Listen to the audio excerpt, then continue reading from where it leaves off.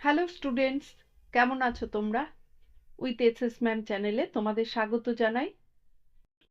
পশ্চিমবঙ্গ মধ্যশিক্ষা পর্ষদ অনুমোদিত ক্লাস 8-এর যে বাংলা বই আছে সাহিত্য মেলা, সেই সাহিত্য মেলার প্রথম পাঠের অন্তর্গত দ্বিজেন্দ্র লাল রায়ের লেখা চন্দ্রগুপ্ত এর আগের ভিডিওতে পাঠ করা হয়েছিল, আর 1 থেকে 4-এর দাগের প্রশ্নগুলোর উত্তরগুলো করিয়ে দেওয়া হয়েছিল। আজকের ভিডিওতে বাকি সমস্ত প্রশ্নের উত্তরগুলো করিয়ে দেওয়া হলো। এখনো যারা উইথ এসএস ম্যাম চ্যানেলটি সাবস্ক্রাইব করোনি তারা চটপট সাবস্ক্রাইব করো এবং পাশের বেল আইকনটি অন করো, যাতে পরবর্তী ভিডিওগুলোর নোটিফিকেশন সহজেই তোমার কাছে চলে আসে। আর লাইক, শেয়ার, কমেন্ট করতে একদম ভুলবে না। চলো তবে শুরু করি।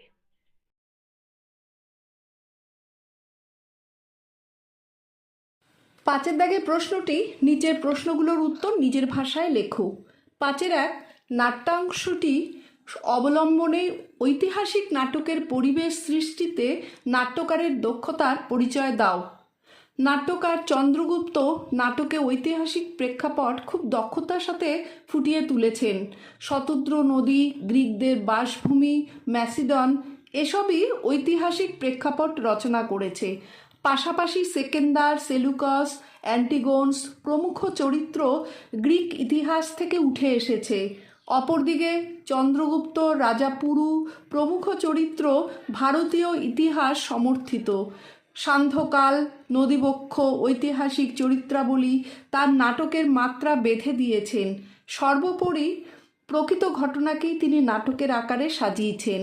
চরিত্রগুলোর সংলাপ, রাজসভা ও যুদ্ধের পরিবেশ, রাজনৈতিক কূটচাল এসবের মাধ্যমে এক নিখুঁত ঐতিহাসিক নাটকের আবহ সৃষ্টি হয়েছে।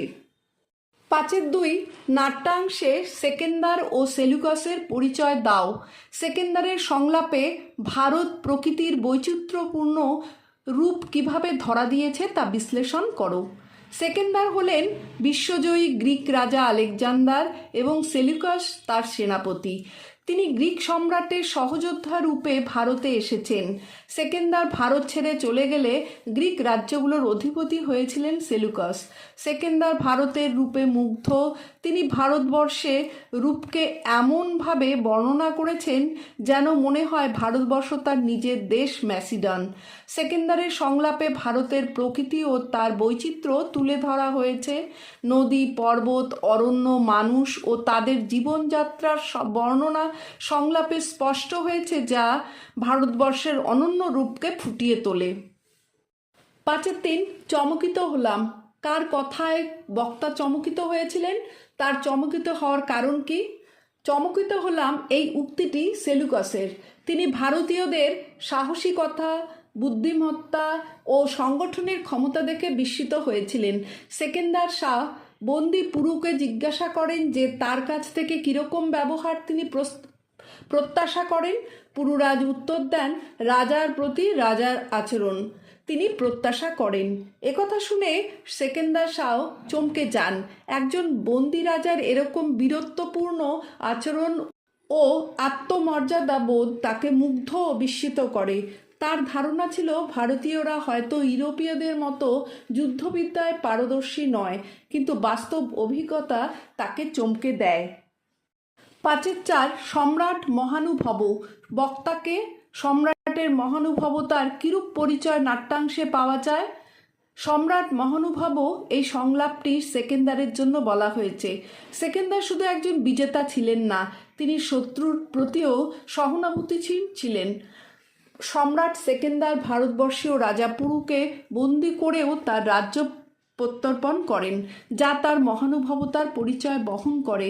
আবার মগধের রাজপুত্র চন্দ্রগুপ্তকে সম্রাট সেকেন্দারের সামনে আনার পর গ্রিক বুজ্য রচনা প্রণালী, সামরিক শিক্ষা প্রভৃতি শিখেছে জেনে তিনি তাকে বন্দি করতে পারতেন, কিন্তু তার বীরত্বের ও সত্যবাদিতার পরিচয় পেয়ে তিনি তাকে নির্ভয়ে চলে যেতে বলেন, যা সম্রাট সেকেন্দারের মহানুভবতার এক অপূর্ব নিদর্শন। তিনি বীরত্বকে সম্মান করতেন এবং প্রতিপক্ষকে নিঃশেষ করার পরিবর্তে তাদের প্রতি উদারতা দেখিয়েছেন, যা তার মহানুভবতার পরিচয় বহন করে। 5 ইতিহাসের নানান অনুষঙ্গ কিভাবে নাট্য কলেবরে বিধৃত হয়েছে তা ঘটনাধারা বিশ্লেষণ করে আলোচনা করো। দ্বিজেন্দ্রলাল রায় রচিত নাট্যাংশ চন্দ্রগুপ্ত কাল্পনিক কিন্তু ইতিহাস আশ্রয় করে নির্মিত। যেমন এখানে রয়েছে গ্রিক সম্রাট সেকেন্দার, গ্রিক সেনাধ্যক্ষ সেলুকস, তার কন্যা হেলেন, অ্যান্টিগনস, চন্দ্রগুপ্ত প্রমুখ ঐতিহাসিক চরিত্র। এছাড়াও রয়েছে মগধের রাজা চন্দ্রগুপ্তের পিতা মহাপদ্মনন্দ, বৈমাত্রেয় ভাই নন্দ, রাজা পুরু প্রভৃতি ঐতিহাসিক চরিত্রের প্রসঙ্গ। নানা ঐতিহাসিক ঘটনার কথাও এই নাটকে উল্লেখিত রয়েছে, যেমন সেকেন্দারের ভারত আক্রমণ, সেকেন্দারের সাথে পুরুর যুদ্ধ ও পুরুর আত্মমর্যাদা প্রকাশের কথা, চন্দ্রগুপ্তকে বঞ্চিত করে নন্দ কিভাবে সিংহাসন অধিকার করে সেই সব প্রসঙ্গ, সেলুকাসের সঙ্গে চন্দ্রগুপ্তের সাক্ষাৎ ও তার কাছে চন্দ্রগুপ্তের রণকৌশল শিক্ষার বিষয়টির মধ্যে ও ইতিহাসের কোনো বিকৃতি ঘটেনি। এভাবেই ইতিহাসের নানান খণ্ডচিত্র নাট্য কলেবরে বিধৃত হয়েছে। 5-6 গুপ্তচর। কাকে গুপ্তচর আখ্যা দেওয়া হয়েছে? সে কি প্রকৃতই গুপ্তচর? চন্দ্রগুপ্তকে গুপ্তচর সন্দেহে ধরা হয়েছিল। মগধের রাজপুত্র চন্দ্রগুপ্তের বৈমাত্র ভাই নন্দ সিংহাসন অধিকার করে চন্দ্রগুপ্তকে নির্বাসিত করেছেন। সেই প্রতিশোধ নেওয়ার জন্যই চন্দ্রগুপ্ত সেনাপতি সেলুকাসের কাছ থেকে গ্রিক সামরিক শিক্ষা অর্জন করেছিল, কিন্তু তার মধ্যে সম্রাট সেকেন্দারের সঙ্গে যুদ্ধ করার কোনো অভিসন্ধি ছিল না। এমনকি সেকেন্দারের কোনো ক্ষতি হোক তাও তার কাম্য ছিল না। সেই জন্য চন্দ্রগুপ্তকে গুপ্তচর আখ্যা দেওয়া যায় না। সে প্রকৃতপক্ষে গুপ্তচর ছিল না, বরং রাজনীতির জটিল খেলায় একটি শিকার মাত্র। 5-7 সেকেন্দার একবার সেলুকাসের প্রতি চাহিলেন। তার এই ক্ষণিক দৃষ্টিপাতের কারণ কি? সেকেন্দার সেলুকাসের দিকে তাকিয়েছিলেন কারণ তিনি ভারত অভিযানের ভবিষ্যৎ নিয়ে ভাবছিলেন। সৈন্যাধ্যক্ষ গুপ্তচর সন্দেহে চন্দ্রগুপ্তকে ধরে আনেন। চন্দ্রগুপ্ত সেলুকাসের কাছে গ্রিক যুদ্ধ প্রণালী কিছু শিখছিলেন এবং তা একটি পত্রে লিখে নিচ্ছিলেন, কিন্তু চন্দ্রগুপ্তের লেখা পত্র অ্যান্টিগোনস পাঠ করতে না পেরে তাকে সম্রাটের কাছে নিয়ে আসে। সম্রাট চন্দ্রগুপ্তকে এখানে আসার কারণটা সত্যি করে বলবার নির্দেশ দেন। তখন চন্দ্রগুপ্ত জানান যে ভারতবাসী মিথ্যা কথা বলতে শেখে নাই। এই উত্তরে অবাক হয়ে সেকেন্দার সেলুকাসের প্রতি চেয়েছিলেন। ভারতীয়দের প্রতিরোধ, তাদের সংস্কৃতি ও মনোবল দেখে তিনি এক মুহূর্তের জন্য চিন্তামগ্ন হয়ে পড়েন। 5-8 চন্দ্রগুপ্ত সেলুকাসের কিরূপ সম্বন্ধের পরিচয় নাট্যাংশে মেলে। নাটকে চন্দ্রগুপ্ত ও সেলুকাসের সম্পর্ক প্রতিদ্বন্দ্বিতা ও সম্মানের মিশ্রণ। চন্দ্রগুপ্ত নিজ রাজ্য থেকে বিতাড়িত হয়ে গ্রিক সেনাপতির কাছে বাহিনী চালনা, সামরিক প্রথা সম্পর্কে শিখছিলেন, সেহেতু চন্দ্রগুপ্ত সেলুকাসকে গুরু হিসাবে মেনে নিয়েছিলেন। তাই বলা যায় চন্দ্রগুপ্ত ও সেলুকাসের মধ্যে সম্পর্কটি গুরু শিষ্যের সম্পর্ক। তারা রাজনৈতিক স্বার্থের কারণে মুখোমুখি হলেও উভয়ে একে অপরের কৌশল ও সাহসকে শ্রদ্ধা করতেন। 5-9 তা এই পত্রে লিখে নিচ্ছিলাম। কার উক্তি? সে কি লিখে নিচ্ছিল? তার এই লিখে নেওয়ার উদ্দেশ্য কি? তা এই পত্রে লিখে নিচ্ছিলাম এই উক্তিটি সেলুকাসের। চন্দ্রগুপ্ত গ্রিক সেনাপতি সেলুকাসের কাছ থেকে যে সমস্ত যুদ্ধবিদ্যা শিখছিলেন তা তিনি লিখে রাখছিলেন। চন্দ্রগুপ্ত প্রকৃতপক্ষে মগধের রাজা মহাপদ্মনন্দের পুত্র। তিনি বৈমাত্রেয় ভাই দ্বারা বিতাড়িত, কিন্তু একদিন তিনি মগধ উদ্ধার করে সিংহাসন লাভ করবেন এই আশা তার আছে। তাই সেলুকাসের কাছে থেকে যে বিদ্যা শিখেছেন তা যাতে ভুলে না যান, তাই তিনি লিখে রাখছিলেন। তিনি ভারত অভিযানের অভিজ্ঞতা ও পর্যবেক্ষণ লিখে রাখছিলেন, যাতে পরবর্তী সময়ে তা বিশ্লেষণ করে সিদ্ধান্ত নিতে পারেন। 5-10 অ্যান্টিগনস নাটকের এই দৃশ্যে সেলুকাসকে বিশ্বাসঘাতক বলেছে। তোমার কি সেলুকাসকে সত্যিই বিশ্বাসঘাতক বলে মনে হয়? যুক্তিসহ আলোচনা করো। অ্যান্টিগনস সেলুকাসকে বিশ্বাসঘাতক আখ্যা দিলেও সেলুকাসকে আমার বিশ্বাসঘাতক বলে মনে হয় না। তিনি নিজের সাম্রাজ্যের স্বার্থ রক্ষায় কৌশলী সিদ্ধান্ত নিয়েছিলেন, যা বিশ্বাসঘাতক কথা না হয়ে বাস্তব রাজনীতি বলা যেতে পারে। চন্দ্রগুপ্তকে দেখে এবং তার ব্যবহার ও কথাবার্তায় সেলুকাসের মনে কখনোই সন্দেহ বা বিদ্বেষ ভাব জেগে ওঠেনি। স্বভাবতই তিনি তাকে শত্রু বলেও মনে করেননি। সে কারণেই রণকৌশলের শিক্ষা দিতেও তিনি দ্বিধা করেননি। আর চন্দ্রগুপ্তের কথাতেই স্পষ্ট যে গ্রিক বাহিনীর ক্ষতি সাধন করা বা গ্রিক সেনাদলকে আক্রমণ করার কোনো উদ্দেশ্যই তার ছিল না। তাই সেলুকাসকে কখনোই বিশ্বাসঘাতক বলা যায় না। 5-11 নিরস্ত হও। কে এই নির্দেশ দিয়েছিলেন? কোন পরিস্থিতিতে তিনি এমন নির্দেশ দানে বাধ্য হলেন? নিরস্ত হও এই নির্দেশটি সেকেন্দার দিয়েছিলেন। পরিস্থিতি যখন উত্তপ্ত হয়ে ওঠে তখন তিনি রক্তপাত এড়াতে এই নির্দেশ দেন। অ্যান্টিগন সেলুকাসকে বিশ্বাসঘাতক বলে অভিহিত করে তাকে আক্রমণ করেন। চন্দ্রগুপ্ত তখন সেই আক্রমণ প্রতিহত করেন। তখন অ্যান্টিগনস তাকে আক্রমণ করলে চন্দ্রগুপ্ত সর্বশক্তি দিয়ে তা প্রতিহত করেন। সেই মুহূর্তে সম্রাট তাদের নিরস্ত্র হতে বলেন। 5-12 অ্যান্টিগনস লজ্জায় শির অবনত করিলেন। তার এহেন লজ্জিত হওয়ার কারণ কি? চন্দ্রগুপ্ত নাট্যাংশে সামরিক প্রথা ও পারস্পরিক সৌজন্য ভুলে অ্যান্টিগনস গ্রিক সেনাধ্যক্ষ সেলুকাসকে বারংবার বিশ্বাসঘাতক আখ্যা দেন। উত্তেজিত সেলুকাস তরবারি বের করলে অ্যান্টিগনস অধিকতর দ্রুততার সঙ্গে সেলুকাসের মাথা লক্ষ্য করে তরবারি নিক্ষেপ করেন। সম্রাট সেকেন্দারের সামনে এমন আচরণ ঔদ্ধত্য ছাড়া আর কিছুই বলা যায় না। প্রথমে তাকে নিরস্ত হওয়ার নির্দেশ দিয়ে এবং তারপর তার নাম ধরে সম্বোধন করে সম্রাট সেকেন্দার তাকে শাসন করছেন তা বুঝতে পেরে অ্যান্টিগনস লজ্জায় মাথা নিচু করেন। তিনি বুঝতে পেরেছিলেন যে কূটনৈতিক চালের মাধ্যমে তারা ভারতীয়দের সঙ্গে সুবিচার করেননি। তার লজ্জা ছিল নৈতিক জয়ের প্রতি শ্রদ্ধার প্রতিফলন। 5-13 নাট্যাংশ অবলম্বনে গ্রিক সম্রাট সেকেন্দারের উজ্জ্বল ব্যক্তিত্বের পরিচয় দাও। সেকেন্দার ছিলেন অসাধারণ প্রতিভাবান, সাহসী এবং দূরদর্শী। এক সন্ধ্যায় সিন্ধু নদের তীরে দাঁড়িয়ে সেনাপতি সেলুকাসের সঙ্গে সম্রাটের কথাবার্তায় তার মানসিকতার পরিচয় পাওয়া যায়। এদেশে প্রকৃতি ও মানুষের প্রতি তিনি যথেষ্ট শ্রদ্ধাশীল। রাজ্য বিজয়ের পথে পুরুরাজের কাছ থেকে তিনি বাধা পেলেও তার প্রতি যে ব্যবহার তিনি করেছেন তা একজন যথার্থ বীরের পক্ষে সম্ভব। সৈন্য সংখ্যা কমে যাওয়ায় কারণে দেশে ফিরে যেতে চাওয়ার মধ্যে দিয়ে তার মনের আক্ষেপ স্পষ্ট হওয়ার পাশাপাশি বাস্তব বুদ্ধিও প্রকাশিত হয়েছে। তিনি সেলুকাস ও অ্যান্টিগনসের মধ্যে সৃষ্টি হওয়া জটিল পরিস্থিতি ও ঠান্ডা মাথায় সামলান। এর মধ্যে দিয়েই তার ধীর স্থির চরিত্রের পরিচয় পাওয়া যায়। চন্দ্রগুপ্তের পরিচয় পেয়ে তাকে মুক্ত করে দেওয়ার মধ্যেও গ্রিক সম্রাটের উদারতা এবং যুক্তিশীল মনের পরিচয় পাওয়া যায়। তিনি শুধু যুদ্ধজয়ী ছিলেন না, বরং নেতৃত্ব গুণ, উদারতা ও কৌশলী বুদ্ধির জন্য স্মরণীয় হয়ে আছেন। 5-14 চন্দ্রগুপ্তের প্রতি সেকেন্দারের কিরূপ মনোভাবের পরিচয় নাট্য দৃশ্যে ফুটে উঠেছে তা উভয়ের সংলাপের আলোকে বিশ্লেষণ করো। চন্দ্রগুপ্তের প্রতি সেকেন্দারের মনোভাব ছিল মিশ্র।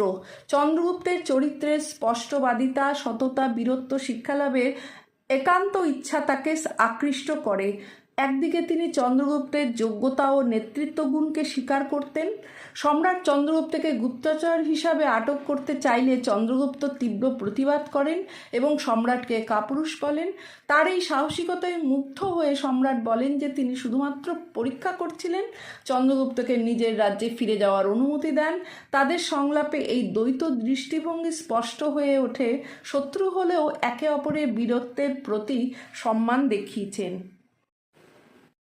6 দাগে প্রশ্নটি নিচের বাক্যগুলো থেকে সন্ধিবদ্ধ পদ খুঁজে নিয়ে সন্ধি বিচ্ছেদ করো।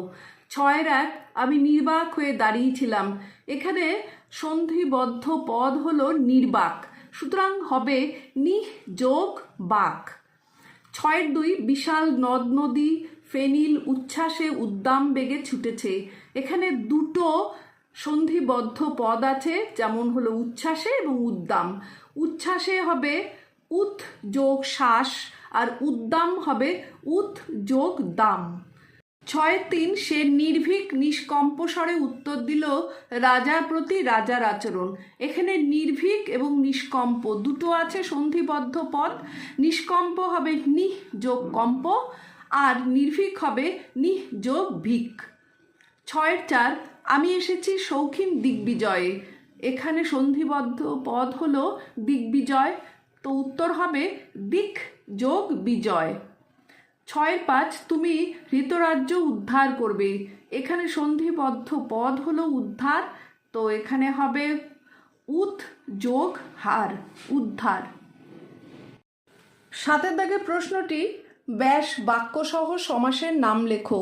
দৈত্য সৈন্য, দৈত্য সৈন্য হবে দ্বন্দ্ব সমাস, দৈত্য এবং সৈন্য। নদ নদী, এটাও হবে দ্বন্দ্ব সমাস, নদ ও নদীর সমন্বয়ে গঠিত। স্নেহচ্ছায়া, স্নেহচ্ছায়া হবে তৎপুরুষ সমাস, ষষ্ঠী তৎপুরুষ, এটা হলো স্নেহের ছায়া। অসম্পূর্ণ, অসম্পূর্ণ হলো বহুব্রীহি সমাস, যে সম্পূর্ণ নয়। বিজয় বার্তা, বিজয় বার্তা হবে তৎপুরুষ সমাস, বিজয়ের বার্তা। অভ্রভেদী, অভ্রভেদী হবে কর্মধারয় সমাস, অভ্র মানে আকাশ ভেদ করে যে। 8 দাগের প্রশ্নটি, ক্রিয়ার কাল নির্দেশ করো। 8-1 হেলেন সেলুকাসের হস্ত ধরিয়া তাহার পার্শ্বে দণ্ডায়মানা, এটা হবে সাধারণ বর্তমান কাল। 8-2 এই মরুভূমির স্বেচ্ছাচারের মতো তপ্ত বালুরাশি নিয়ে খেলা করছে, এটা হবে ঘটমান বর্তমান কাল। 8-3 চমকিত হলাম, এটা হলো পুরাগঠিত অতীতকাল। 8-4 আমার শিবিরে তুমি গুপ্তচর হয়ে প্রবেশ করেছ, এটাও হবে পুরাঘটিত বর্তমান কাল। 8-5 নির্ভয়ে তুমি তোমার রাজ্যে ফিরে যাও, এটা হবে বর্তমান অনুজ্ঞা। 9 দাগের প্রশ্নটি, নিম্ন রেখাঙ্কিত শব্দগুলোর কারক বিভক্তি নির্দেশ করো। 9-1 কি বিচিত্র এই দেশ, দেশ হবে এখানে কর্তৃকারক শূন্য বিভক্তি। 9-2 আমি বিস্মিত আতঙ্কে চেয়ে থাকি, আতঙ্কে হবে করণ কারকে এ বিভক্তি। 9-3 মদমত্ত মাতঙ্গ জঙ্গম পর্বত সহ মন্থর গতিতে চলেছে, এখানে মাতঙ্গ হবে কর্তৃকারক শূন্য বিভক্তি। 9-4 বাধা পেলাম প্রথম এই শতদ্রু তীরে, শতদ্রু তীরে হবে অধিকরণ কারকে এ বিভক্তি। 9-5 আমি যা শিখেছি তা এই পত্রে লিখে নিচ্ছিলাম, পত্রে হবে অধিকরণ কারকে এ বিভক্তি। 10 দাগের প্রশ্নটি, নিচের শব্দগুলোর দল বিশ্লেষণ করো। স্থিরভাবে, স্থিরভাবে হবে এখানে মুক্ত দল আছে, ভয়াকার আর বয়েকার দুটো আছে, আর রুদ্ধ দল হলো স্থির একটি আছে। নিষ্কম্প স্বরে, নিষ্কম্প স্বরে এটা মুক্ত দল আছে প দন্তের শয়বয় আর রে, আর এখানে 3টি মুক্ত দল আছে, রুদ্ধ দল হবে নিশ আর কম দুটো আছে রুদ্ধ দল।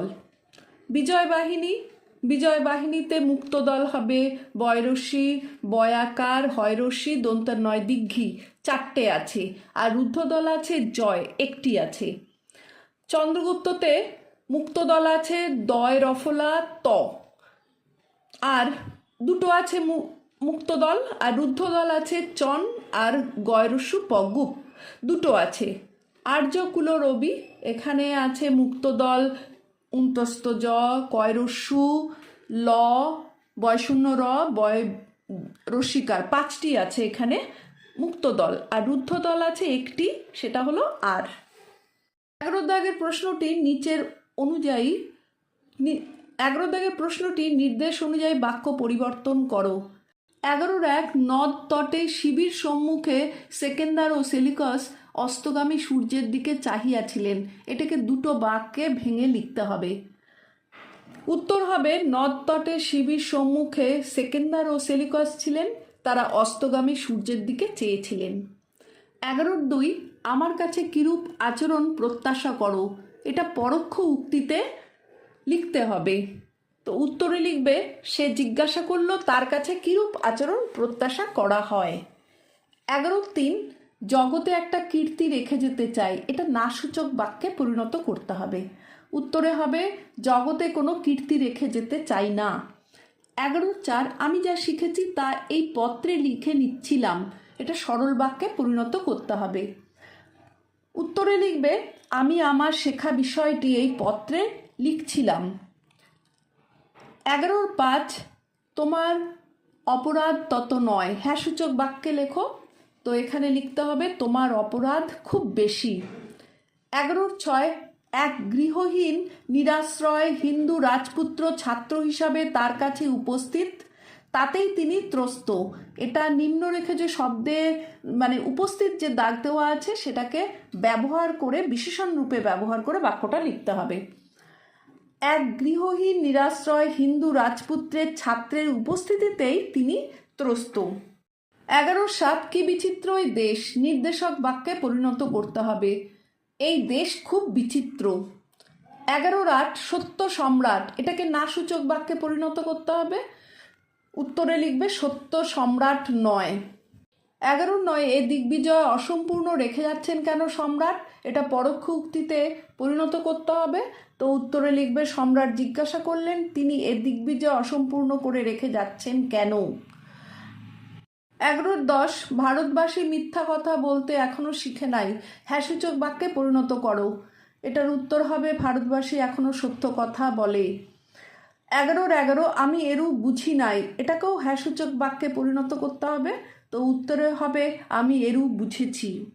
11-12 সেকেন্দার শাহ এত কাপুরুষ তাহা ভাবি নাই, নিম্ন রেখাঙ্কিত শব্দের বিশেষের রূপ ব্যবহার করো। এখানে কাপুরুষটার মধ্যে দাগ দেওয়া আছে, সুতরাং ওটা দিয়েই করতে হবে। সেকেন্দার সাহার কাপুরুষতার পরিচয় পাবো তা ভাবি নাই। 11-13 সম্রাট আমায় বধ না করে বন্দি করতে পারবেন না, এটা যৌগিক বাক্যে পরিণত করতে হবে। সম্রাট আমাকে বধ করতে পারবেন না এবং বন্দি করতেও পারবেন না। 11-14 আমি পরীক্ষা করছিলাম মাত্র, এটাকে জটিল বাক্যে পরিণত করতে হবে। উত্তরে হবে আমি শুধু পরীক্ষা করছিলাম যে বিষয়টি সত্য কি না। 11-15 নির্ভয় তুমি তোমার রাজ্যে ফিরে যাও, না সূচক বাক্যে পরিণত করতে হবে। উত্তরে হবে ভয়ে তুমি তোমার রাজ্যে ফিরে যেও না। আজ তাহলে এখানেই শেষ করছি। টাটা।